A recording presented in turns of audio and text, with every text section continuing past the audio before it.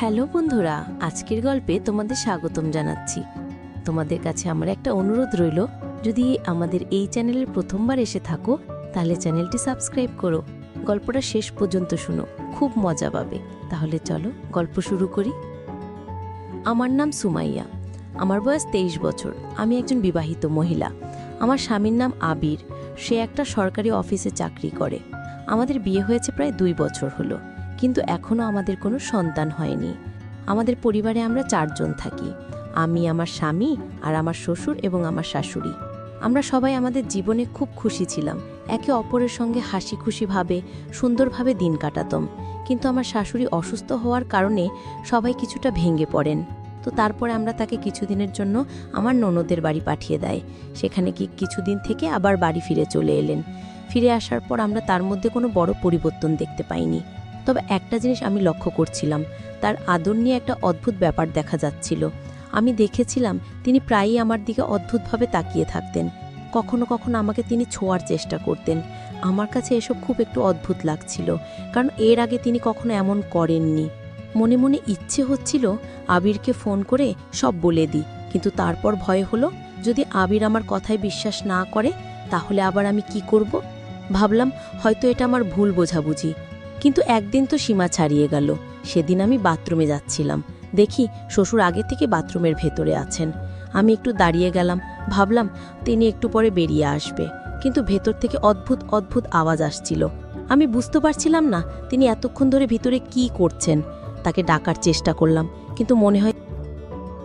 তারপর ভাবলাম তিনি যে কোনো সময় বেরিয়ে আসতে পারেন, তাই আমি আমার ঘরে আবার ফিরে গেলাম। প্রথমে মনে হচ্ছিল আবিরকে সব বলে দিই, কিন্তু আবার সেই ভয়, যদি সে আমার কথা না মানে। এই ভেবে আমি সারা রাত জেগে রইলাম, ঘুমই এলো না ভেতরে ভেতরে। খুব অস্থির লাগছিল। কয়েকদিন ধরে যা যা হচ্ছিল সবই খুব অদ্ভুত মনে হচ্ছিল। রাতে আবির আমাকে ভালোবাসতে চাইল, কিন্তু আমি বললাম আজ আমার মন ভালো নেই, এই বলে মুখ ফিরিয়ে শুয়ে পড়লাম। সারা রাত জেগে কেটে গেল। সকালে আবিরকে শহরে বাইরে কাজে যেতে হলো। একটা মিটিংয়ের জন্য সে 7 দিনের জন্য যাচ্ছিল। আমি তার ব্যাগ গুছিয়ে দিলাম, টিফিন বানিয়ে দিলাম। কিছুক্ষণ পর সে কাজে বেরিয়ে গেল। এখন বাড়িতে শুধু আমি, আমার শ্বশুর এবং আমার শাশুড়ি ছিলাম। ভয়ে আমার হাত পা কাঁপছিল, প্রতিটা মুহূর্তে যেন শতাব্দীর মতো কাঁদছিল। সারাদিন আমি বাড়ির কাজে ব্যস্ত রইলাম। আমার শাশুড়ি তো অসুস্থ হয়ে পড়েছিল। কাজ শেষ করে ঘরে এসে শুয়ে পড়লাম। আগের রাতে ঘুম হয়নি, তাই এখন ঘুমে চোখ ভার হয়ে আসছিল। প্রায় বিকেল 5টা বাজে। কখন যে চোখ বন্ধ হয়ে গেল আমি টেরই পাইনি। সাধারণত আমি শাড়ি পরি, কিন্তু গরমের জন্য কয়েকদিন ধরে সালোয়ার কুর্তি পরছিলাম। আমার শরীর তখন ঘামে ভিজে গিয়েছিল। আমি পাখার নিচে শুয়েছিলাম। প্রায় 1.5 ঘন্টা পর আমার মনে হলো কেউ আমাকে অদ্ভুতভাবে ছুঁচ্ছে। প্রথমে ভাবলাম স্বপ্ন দেখছি, মনে হচ্ছিল হয়তো আবিরের সঙ্গে আছি। কিন্তু হঠাৎ ঘুম ভেঙে গেল। ধরফর করে উঠে বসলাম। কাপড় ঠিক করতে করতে দেখি শ্বশুর আমার পাশে বসে আছে। তাকে দেখে আমি চমকে গেলাম। জিজ্ঞেস করলাম, বাবা কি হয়েছে? আমার কাছে কিছু দরকার ছিল? শ্বশুর বললেন, বৌমা, আমার চা খেতে ইচ্ছা করছিল, তোমাকে অনেকবার ডেকেছি, তুমি শোনোনি, তো তাই আমি। দেখলাম তুমি আরামই ঘুমাচ্ছ। ভাবলাম ঘুমান্ত বৌমাকে জাগিয়ে কি হবে, আমি নিজে চা বানিয়ে নেই, আর তুমি জেগে গেলে তোমাকে বলতে এলাম। তার কথা শুনে আমি বুঝলাম তিনি কোনো খারাপ উদ্দেশ্য নিয়ে আসেননি। আমি তাড়াহুড়ো করে বিছানার থেকে নামলাম।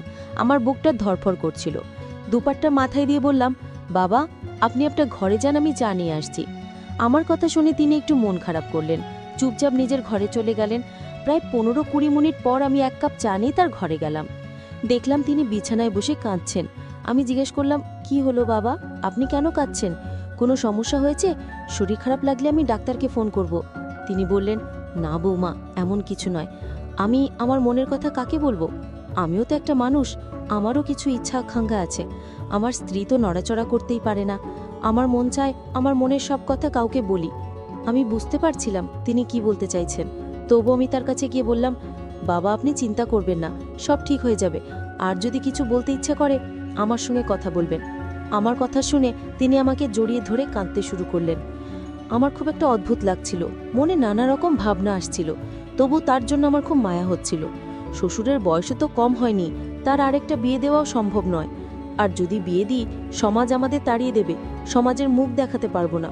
তাই ভাবলাম বাড়িটির কোনো সমাধান করা ভালো। একবার মনে হলো যদি আমি শ্বশুরকে খুশি করে দিই তাহলে কেউ জানতেও পারবে না, বাড়ির কথা বাড়িতে থেকে যাবে। আমি মনে মনে তারপর তার মেনে নিলাম। তারপর তাকে বললাম, আপনি গোসল করে আসুন। আমি তার জামাকাপড় বের করে দিলাম। কিছুক্ষণ পর তিনি গোসল করে ফিরলেন। কিছুক্ষণ পরে তোয়ালে দুধের মধ্যে জড়িয়ে এলেন।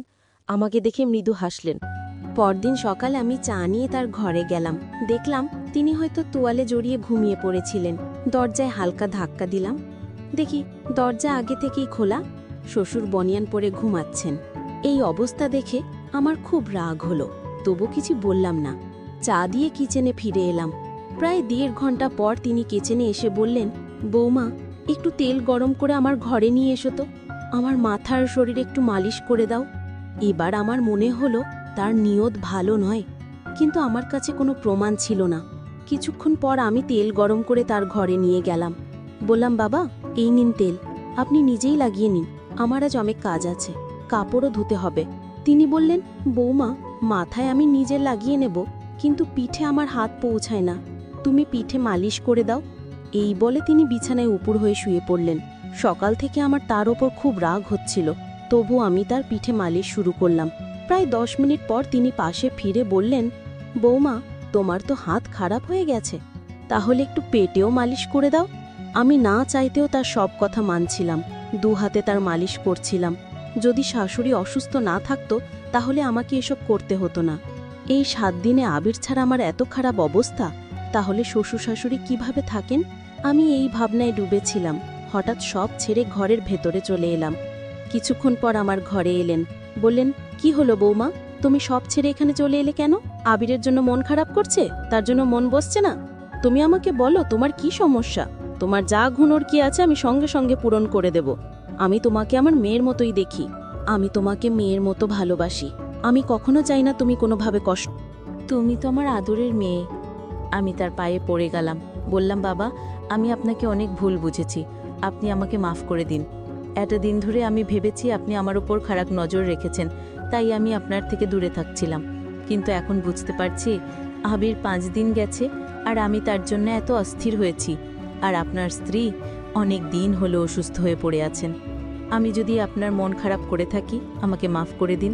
এখন থেকে আমি আপনার সব দিকে খেয়াল রাখব, আপনার মেয়ে হয়ে থাকব।